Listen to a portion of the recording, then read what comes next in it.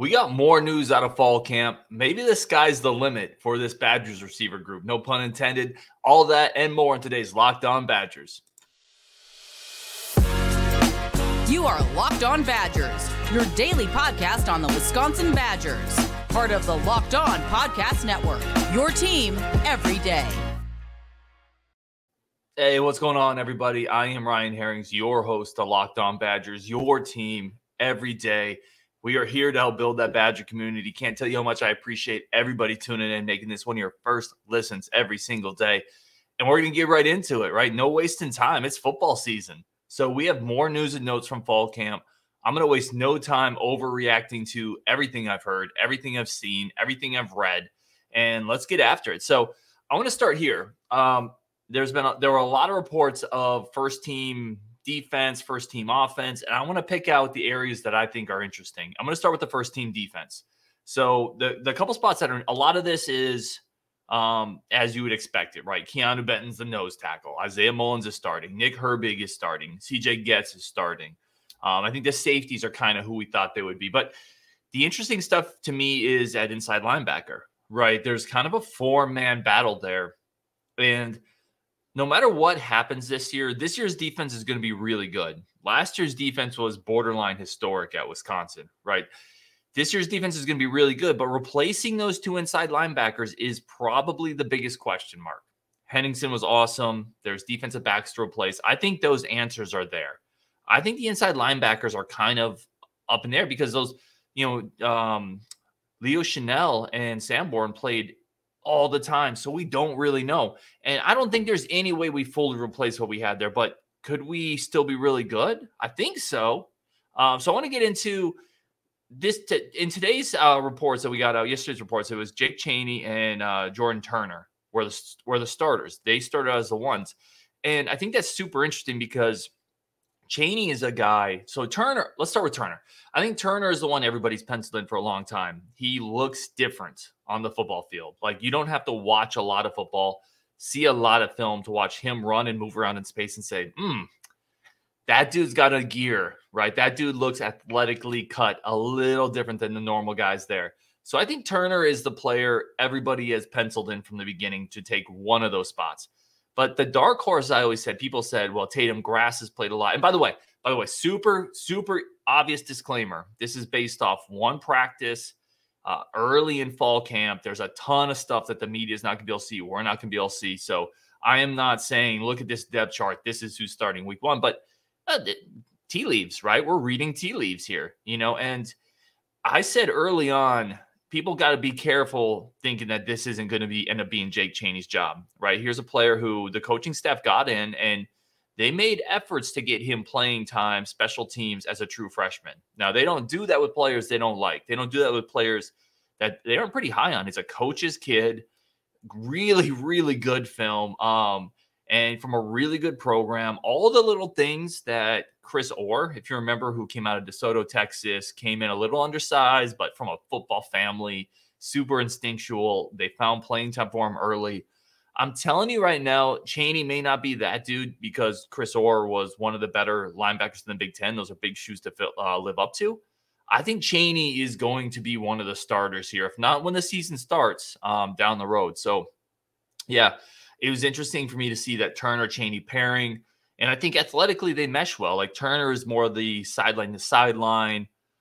He's going to be able to cover people, speed and space, and Chaney's like kind of the instinctual plugger, will fill a gap. It's going to, I think, in my opinion, be really good against the run.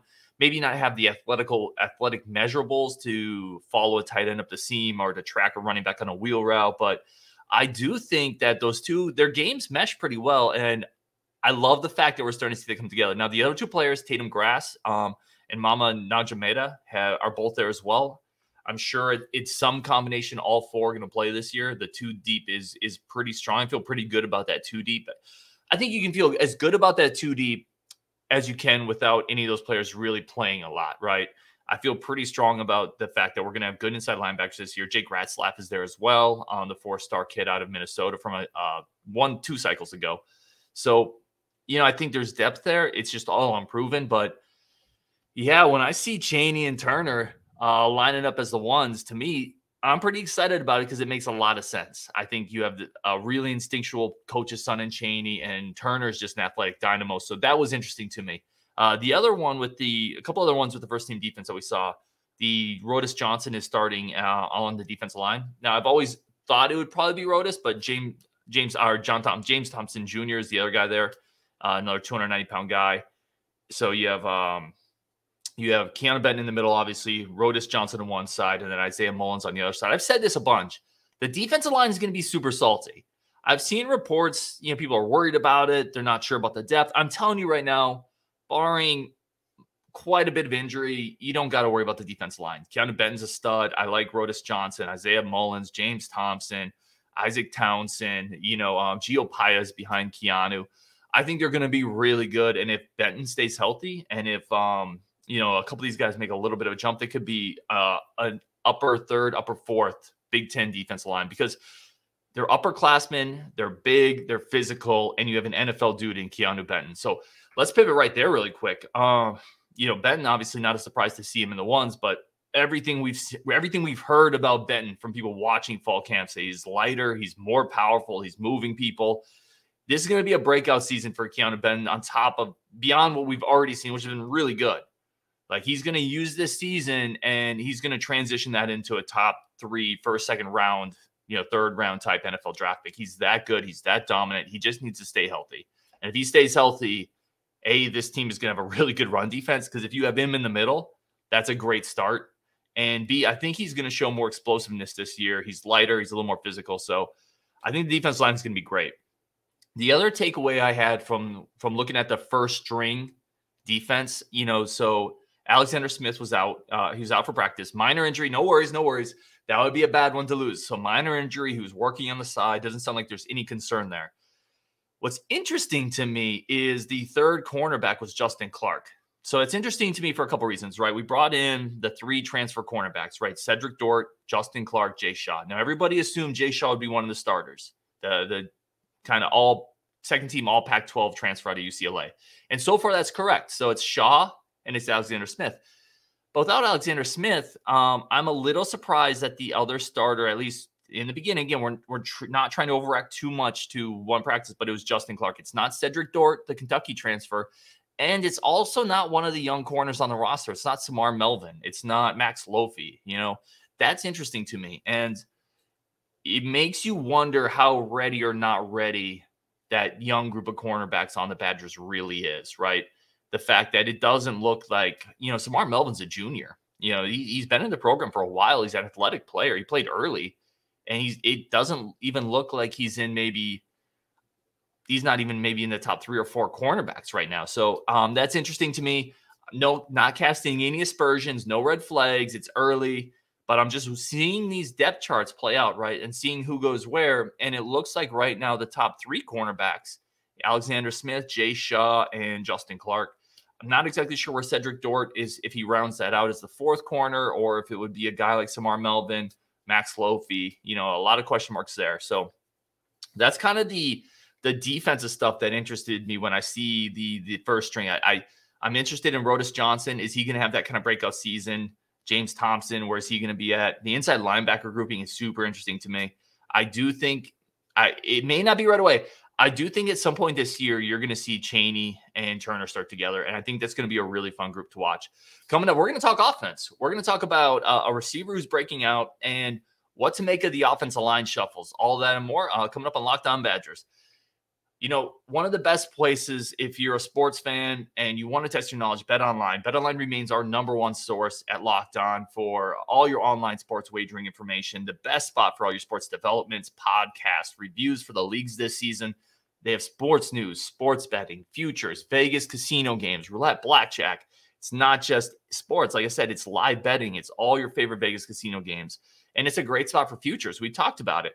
If you have a good feel on any league, the pennant races, the Mets are now pulling away in the East. If you think the Braves still have a chance, what about that last wild card spot? It's going to be the Padres adding Juan Soto. Tons of spots where if you have a good feel on any team, any league, any sport, go to BetOnline, do it responsibly, but have some fun with your sports knowledge. Head to the website today. Use your mobile device to learn more about the trends in action. BetOnline, where the game starts. Thank you again for making Locked On your first listen every day. Locked On Badgers, your first listen every day. This is your team every day, and we are here to help you build that community, help talk Badgers every single day, and we really appreciate everybody tuning in. I appreciate everybody tuning in. It's humbling to have anybody want to spend any amount of time listening to this, so thank you so much from the bottom of my heart, and let's keep going. There's a ton of stuff to get into, and I love this part of the year because we've been so football starved for so long. Getting anything feels like it just feels like a Christmas bonanza that you're opening presents for. So let's get into it. Yeah, one of the big things, I was looking at the first team offensive line, and here it is. It's Jack Nelson, Tyler Beach, Joe Tippmann, Michael Furtney, and then Logan Brown. That was the first group that started off. And that's interesting to me for a couple of reasons. Again, we've talked about Tanner Bortolini.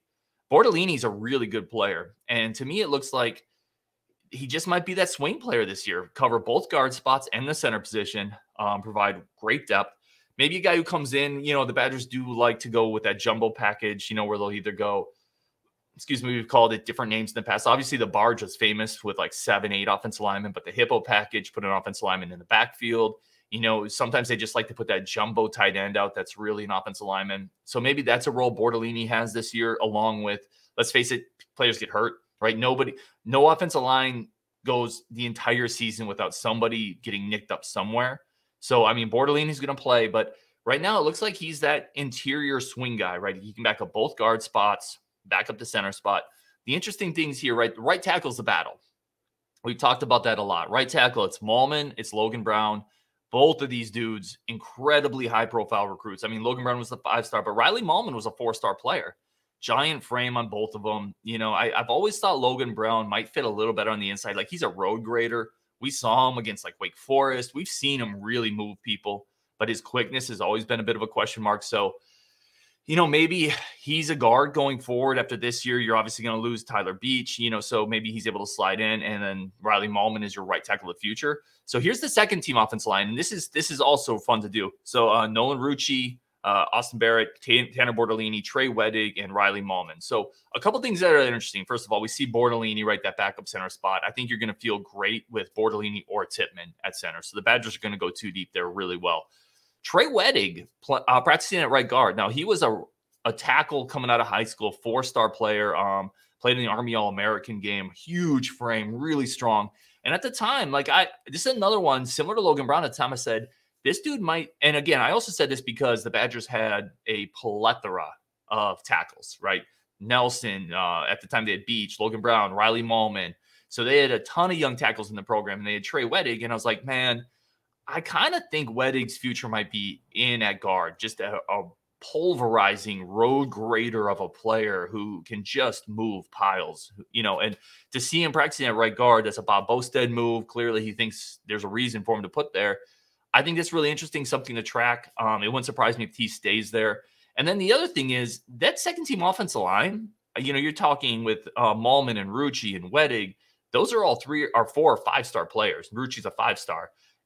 That is so good. This team is so deep. You're looking in that 2 deep, those 10 offensive linemen, and you're looking at, I think it's 6 4 or 5-star players. Let me just count. Nelson, Beach, Logan, Rucci, Wedig, and Mahlman. Yeah, 6. There's 6 players in the 2 deep that are 4 or 5-star guys. It's just the talent is so deep right now. That second string offensive line, 3 or 4 of those players would probably start for some Big Ten teams. Not every Big Ten team, not Michigan, Ohio State, not Iowa, but Minnesota. Yeah, that's a joke, obviously. But Rutgers, Maryland, Illinois, Purdue. Yeah, this offensive line could be really good this year with Bob Bostad and with some of these younger players coming to terms, right? Like kind of growing before our eyes. The other thing I want to talk about with the offensive line, and I'm curious what everybody thinks of this. Leave a comment. Let me know. Leave me some feedback. We might get into a situation where Bob Bostad is going to get an inordinate amount of credit if the offensive line does really well this year. Let's not forget Rudolph in this. So what could happen, and again, if you've listened to the show for a while, I love the move of Bob Bostad to offensive line. I think it's an absolute home run. However, he is inheriting a bunch of young talent that's kind of maturing underneath him right now, right? You're talking about a guy like Jack Nelson who got his feet wet last year. Logan Brown is finally healthy. Riley Mahlman, Nolan Rucci, Trey Wedig. All these dudes were brought in by Joe Rudolph, and just naturally we're going to get better almost no matter who was the offensive line coach. So if you see a big jump this year in the offensive line, I think some of that's Bob Bosta, because I think his track record says he's an incredible offensive line coach. Some of that is just young players progressing, right? And I want to be really careful that we don't lose sight of the talent Joe Rudolph brought in here and then kind of say, turn this all into Bob Bosta, turn the offensive line around. Young players get better. Like it's very reasonable to think if Joe Rudolph was here this year, Jack Nelson's going to take a jump no matter what, right? Because he's a mauler and he was young last year. He got his feet wet, so yeah, I guess I'm saying kind of talking both sides of this coin, and I'm curious what people think. But if the offensive line gets better this year, let's give credit to Bob Bostad, but let's also not forget the talent that Joe Rudolph brought in, right? There's a lot of pieces of clay on this offensive line that are here because of Joe Rudolph. And now I think most of us are pretty confident Bob Bostad's going to get the most out of them. So that's the offensive line stuff. If I had to make a guess week 1, I think it's going to be Logan Brown at right tackle. I think it's up in the air, but I think it's going to be Logan Brown. Him and Riley might platoon a little bit. Like I think you could see that go back and forth. And I think the rest of the line is pretty set, right? I really think it's going to be Nelson, Beach, Tippmann, and Vertney with Bortolini as that kind of interior swing guy. And that's going to be really good. Let's talk about Skyler Bell. Let's talk about the sky is the limit. Skyler Bell, the guy who, if you look at Badgers Twitter, if you look at practice reports from, the Evan Floods, the Colton Bartholomews, the everyone else that's really been there, Jeff Petroikis, right? They are all raving about Skyler Bell. And I think for the first time in a while, you can legitimately look at the receiver room and say there's more than just dependable options there. There's also upside, because we all thought it'd be Marcus Allen. I think most people, I shouldn't say we all, I think most people thought it'd be Chimere and Marcus Allen, and then Skyler Bell and Keontez Lewis would kind of fight for the 3 and 4. But it sounds like Skyler Bell is just really using this combination of athleticism, catch radius, and quite frankly, just physical ability to go get a ball that has separated himself from Marcus Allen and Keontez Lewis. And he sounds like he's made a big jump, right? 3 touchdowns in yesterday's game, including a couple that were on Twitter where he was making contested catches, one off a slant. He showed some flashes last year. And now I think suddenly you have to really like what you have. And thank goodness we're hearing positive stuff here, because it could very easily be the other side, right? It could very easily be passing game is struggling. Mertz isn't connecting with anybody. Skyler Bell's dropping balls. Marcus Allen can't separate. And we're really hearing, they're really hitting on some stuff against what should be a pretty good secondary. And we're hearing Skyler Bell taking a big jump. So I'd be super excited. Now, fall camp news is always strange, right? Whenever you get something good happening, it's kind of coming at the expense of something else, right? If Skyler Bell has 3 touchdowns, that also means we gave up 3 touchdowns from the secondary standpoint. But I think what are the big concerns with this team? I'm not concerned about the defense. The defense will be fine. We have a track record there. So I would much rather hear the passing game is doing well than the passing game is struggling. And so far, that seems like there's been some jumps there. Graham Mertz has drawn some praise. It sounds like he's throwing the ball pretty well. He's a little more mobile. And then Deacon Hill, who was, the kind of 4-star quarterback out of UCLA from 2 cycles ago, sounds like he's gotten better as well. He's dropped a little bit of weight. The arm strength is always there. Right? He has a cannon, the best arm on the team. So I think that's some positive stuff to get excited about if you're a Badger fan. Let's talk a little bit more about the offense. Sounds like Chez Mellusi and Isaac Gurrendo are both looking really, really good.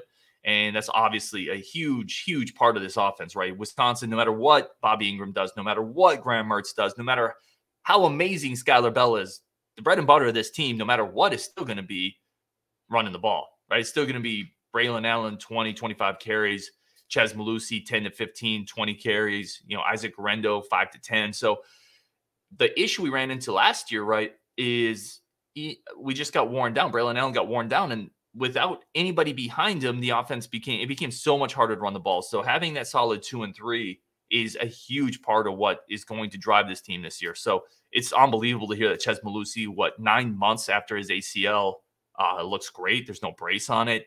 Isaac Gurrendo, I talked about a couple episodes ago, is the X factor on this offense, a legit track guy at 220 pounds. So if those two are ready to go, and you have Braylon Allen and you have Jackson Acker at fullback, a couple tight ends, and more upside at the receivers, and I've already told you I like the offensive line. Like, you can see we're putting the pieces together here where you can get kind of excited, right? You can get kind of excited about this offense with Bobby Ingram, Sounds like the receivers are doing better. The running backs are healthy. Yeah. So I would be stoked about it. It's something that caught my eye. It's something that I think is really good news. Coming up on Locked On Badgers, we're going to continue to talk about some of the camp reports and wrap it up big picture. What does it all mean on today's Locked On Badgers? Hey, everybody. Thank you for making Locked On Badgers your first listen every day. Every day, your team. We're here to cover it. Really, really do appreciate everybody tuning in. And again, there's not a ton of practices open to the media this year. I think there's 4 of them.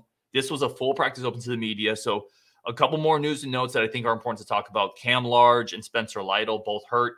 So we've known they've been hurt, but Paul Chris kind of confirmed the Cam Large injury is going to keep him out for a while, the tight end. And that's a bummer.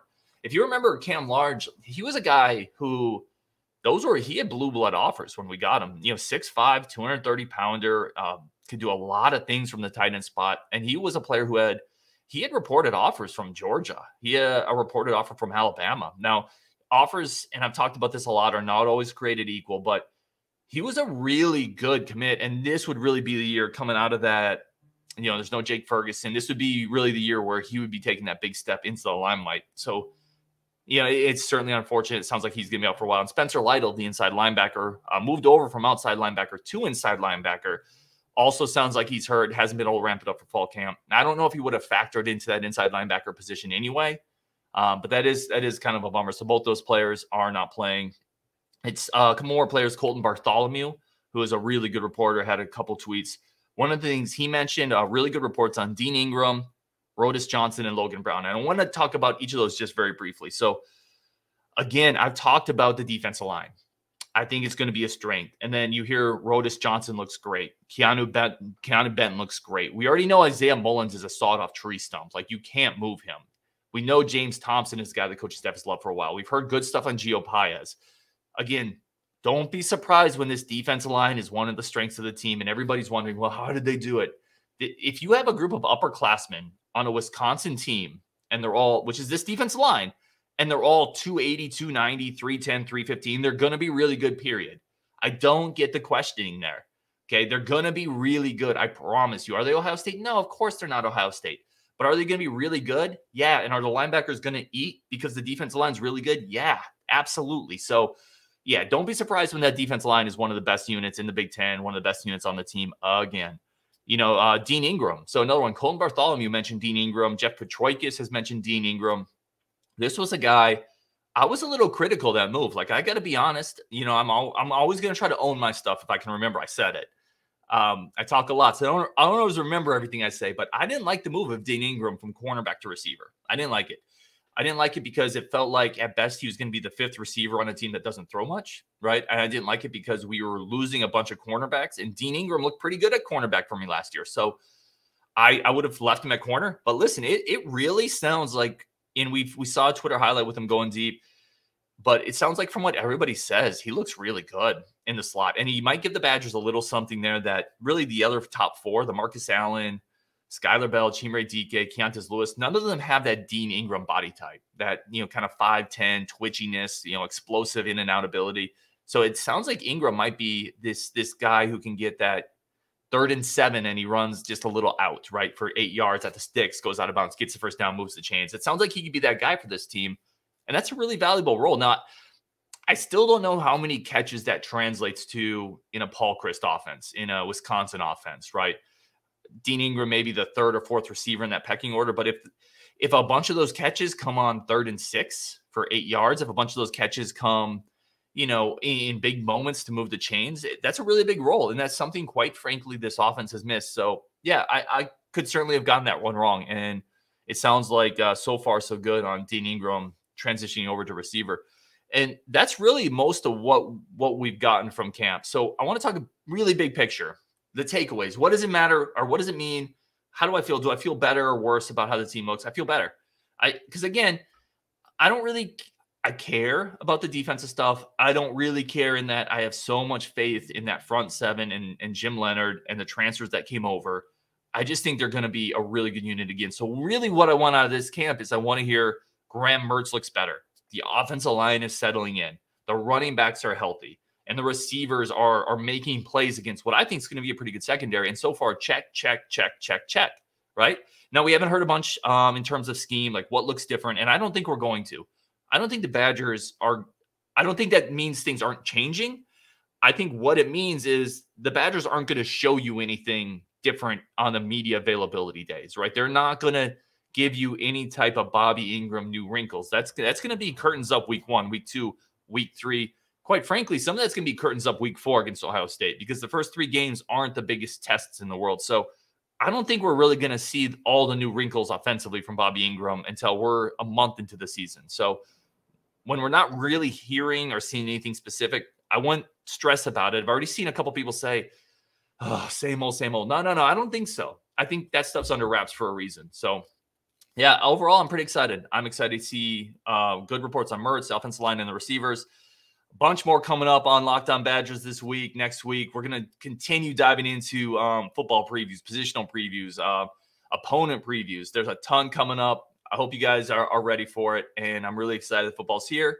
Thank you all for listening. I really do appreciate it. If you like the show, please leave a like, subscribe, leave a review. It really, really does help support the show. It makes a big impact on us. But for the most part, I just want to say thank you for listening. We are here to cover your team every single day, and we're going to continue doing that on Locked On Badgers.